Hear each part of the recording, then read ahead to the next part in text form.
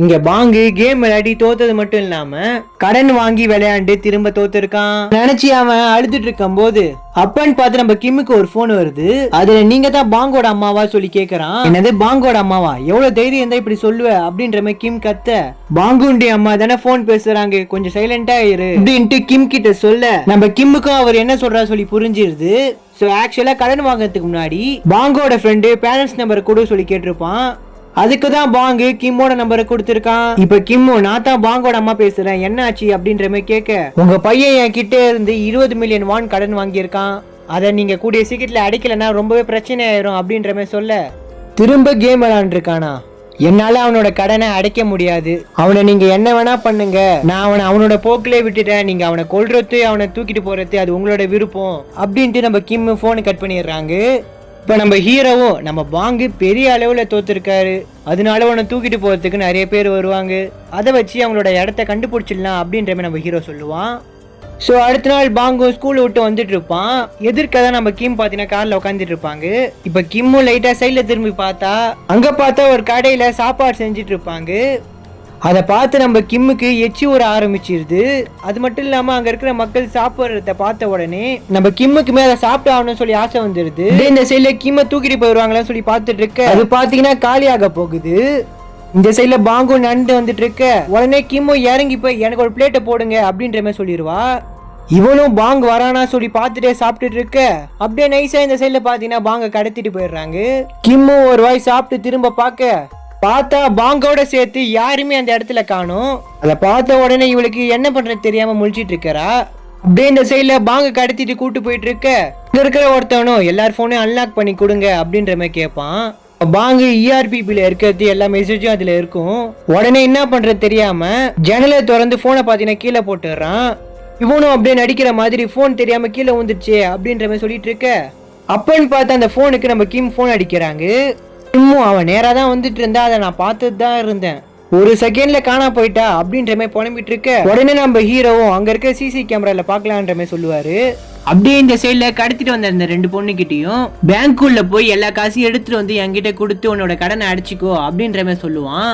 2 பொண்ணுங்களும் அழுதுகிட்டே உள்ள போய் அந்த மிஷினை உடைச்சி அதுல இருக்க எல்லா காசுமே உடைச்சி எடுத்துட்டு வந்து அவங்கிட்ட பாத்தீங்கன்னா எடுத்துட்டு வந்து கொடுத்துட்றாங்க. அதுக்கப்புறம் தான் அவங்கள சும்மா விடுறான். அப்படியே இந்த சைட்ல பாங்க எப்படி கடத்திருப்பாங்கன்றத சிசிடிவி கேமரால பாக்குறாங்க. அப்படியே இந்த சைட்ல கிம்மும் அழுதுகிட்டே, கேவலம் சாப்பாடுக்கு ஆசைப்பட்டு நான் பாங்க கோட்டை விட்டுட்டேன், என்னால அவனுக்கு எதாவது ஆச்சுன்னா நான் என்ன பண்றது அப்படின்ற மாதிரி அழுதுட்டு கிடக்க, சரி விடு, திரும்ப உன்னோட தப்ப சரிப்படுத்த முடியும், ஆனா நீ இப்படி புலம்பிட்டு இருந்தா அது முடியாது, நம்ம பாங்க கண்டுபிடிக்கலாம் அப்படின்னு சொல்லி கூட்டு போவாரு. இந்த சைட்ல பாங்க ஒரு இடத்துக்கு கூட்டு போய் ஒரு கம்ப்யூட்டர்ல உட்கார வச்சு, நான் சொல்றதுலாம் நீ பண்ணணும், நான் சொல்ற எல்லா நம்பருக்குமே போன் அடிச்சு காசு எப்ப தருவீங்க சொல்லி கேட்கணும், அதான் உன்னோட வேலை அப்படின்ட்டு சொல்லி கொடுத்துட்டு அவன் போயிடுறான். அவன் போன இருக்கிறது பாங்க என்ன பண்றானா, அந்த கம்ப்யூட்டர்ல யாருக்கும் ஒரு மெசேஜை டைப் பண்றான்.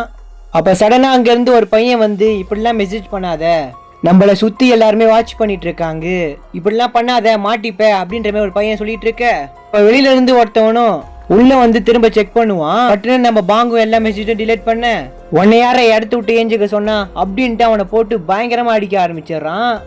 அடுத்த நாள் பாங்கும் அதே வேலை தான் பண்ணிட்டு இருக்கிறான்.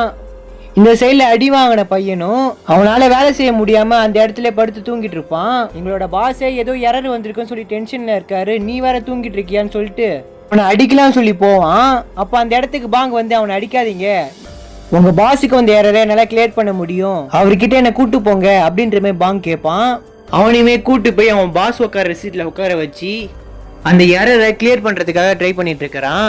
பார்த்தா கொஞ்ச நேரத்துலயே அங்க இருக்க எல்லா எரருமே கிளியர் பண்ணிடுறான். அதனாலே ஒர்க் பண்ணிட்டு இருக்கவங்க எல்லாத்துக்குமே சாப்பாடு கொடுக்க, அவங்களுமே எரர் கிளியர் பண்ணனால அவனுக்கு பாத்தீங்கன்னா விருந்து வைக்கிறாங்க. அவனுமே அங்க இருக்க எல்லா சாப்பாடுமே சாப்பிட, அப்படியே இந்த சைட்ல பாத்தீங்கன்னா கிம் நம்ம பாங்குக்கு கேம் சொல்லி கொடுத்தவனை கூட்டு வந்து ஒரு 50 வெப்சைட் கேமை காட்டிட்டு நீங்க விளையாட்டு எதுன்னு சொல்லி கேட்க, அதுக்கு அந்த பையனை கையை தூக்கி ஒண்ணு காட்டுவான். நம்ம ஹீரோவும் அந்த வெப்சைட்டை கூர்ந்து கவனிக்கிறாரு.